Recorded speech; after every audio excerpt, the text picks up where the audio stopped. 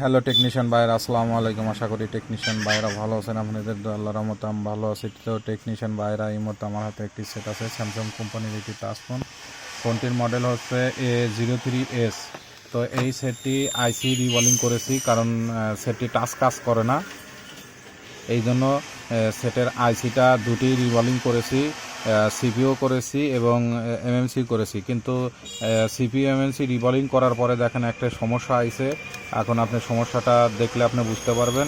তো এই দেখেন, এই যে আমি সেটটি এখন চালু করব। তো সেটটি কী সমস্যা আইছে এখন আমি আপনাদেরকে দেখাবো, কারণ দেখানোর জন্যই আমি আপনাদের মাঝে একটি ভিডিও দিচ্ছি। কারণ এই সমস্যায় যদি কোনো টেকনিশিয়ান বাই আইসি রিবলিং করার পরে যদি সমস্যাটা হয়, তো আপনারা কিভাবে সমস্যার সমাধানটা করবেন আজকে আপনাদেরকে তাই দেখাবো। তো দেখেন, এই যে এখন চালু করব।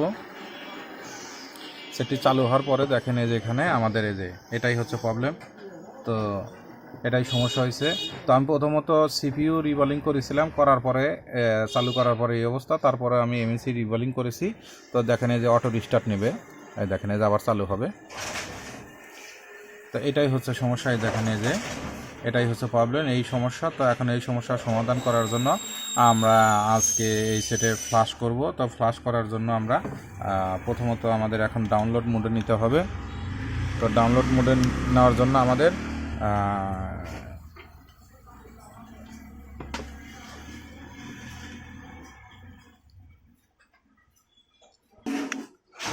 আগে ডাউনলোড মোড এনে নেন।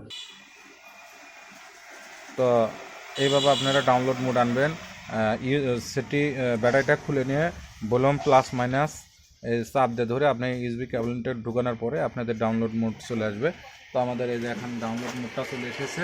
তো এখন আমরা সেটটি ফ্লাশ করবো হচ্ছে Z3-র মাধ্যমে। তো Z3X-এর মাধ্যমে তো আমাদের ফাইলটা নামানো হয়েছে। তো আপনারা Z3X দিয়ে ইনফরমেশন দিয়ে তারপরে ওর ভিতরে কী ফাইলটা আছে ওই ফাইলটা দেখে আপনারা ফাইলটা নামাবেন। তো আমাদের এই যে মডেলটা, এই মডেলটা আমরা এখন চুজ করবো। এই যে দেখেন, এই যেটা ফাইল, আমরা ফাইলটা এখানে দেখা দিচ্ছি। কারণ ডাউনলোড মোডে আপনারা চাইলে যে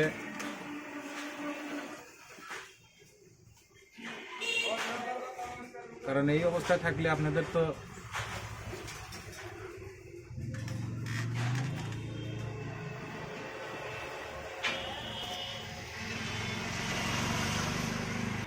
আমরা Z3X-এর মাধ্যমে আমরা ফ্লাশটা করতেছি। দেখেন, এই যে আমাদের ডাউনলোড মোডে এই যে ফ্লাশটা নিচ্ছে।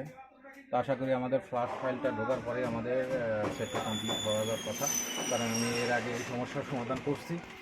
তো আসলে আপনারা যখন এইভাবে সমস্যা যখন হবে তখন তো রিকভারি মোড আসে না। তো আপনারা বুঝতে পারবেন না যে কীভাবে, এবং ডাউনলোড মোডও আসে না। আর ডাউনলোড মোড আসলে বোঝা যায় না যে ওর ভিতরে কত ভার্সনের ফাইল আছে।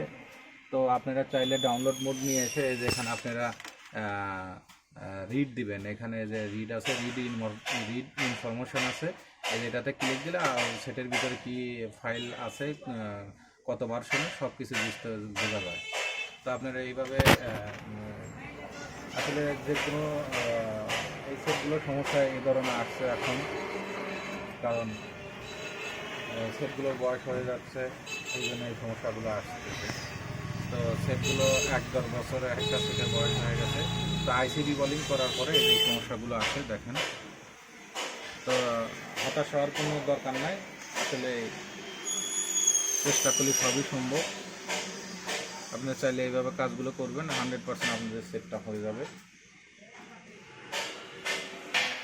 তো আমাদের ক্লাসটা নিতে অনেক একটু দেরি হবে। আর এই সমস্যাগুলো হয় অনেক সময় সিপিইউ রিবলিং করার সময় এমএসিতে হিট লাগার কারণে এই সমস্যাগুলো হয়ে যায়।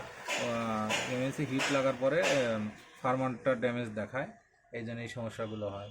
তো আপনারা চাইলে এইভাবে এমএসি সিপিইউ দুটি রিবলিং করে আপনি এইভাবে ফ্লাশ করে দিবেন, সেম বাসন ফ্লাশ করে দিবেন, 100% আপনাদের সেটটা রান হবে। আশা করি সেটটা রান হবে। আমাদের ফাইলটা প্রায় শেষের দিকে, তো একটু সময় লাগবে, কারণ অনেক বড় ফাইল, সময় লাগে।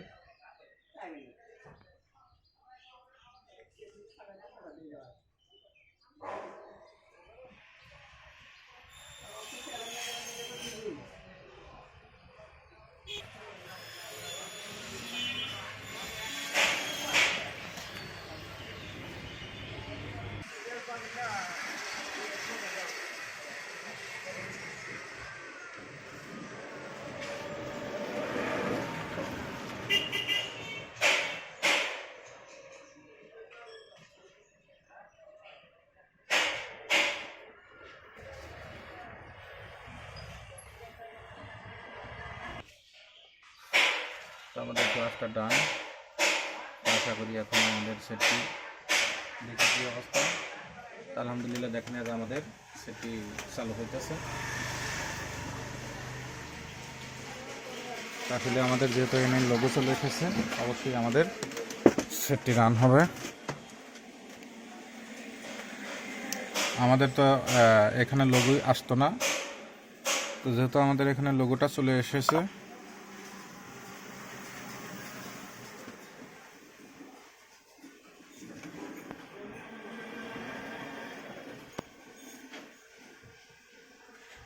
তো আশা করি টেকনিশিয়ান বাইরে এইভাবে আপনারা কাজগুলো করবেন। 100% আপনাদের কাজটা হবে, হতাশ হওয়ার কিছু নাই। কারণ অনেক সময় এমএসসিতে হিট লাগলে ফার্মার ড্যামেজ হয়ে যায়, এটাই হচ্ছে সমস্যা। তো পার্টিশন ঠিক আছে, আমাদের ফার্মারটা সমস্যা হয়েছিল, তার জন্য আমরা ফার্মারটা A03s এর মাধ্যমে আমরা ফার্মারটা কাজটা করলাম। আশা করি আপনারা বুঝতে পারছেন। তো আমাদের ফার্স্ট লোগো সরে যাওয়া, সেকেন্ড লোগো না আসা পর্যন্ত আমাদের, তো আশা করি আমাদের যেহেতু এই জায়গায় লোগো এসেছে, 100% আমাদের সেকেন্ড লোগো অবশ্যই আসবে।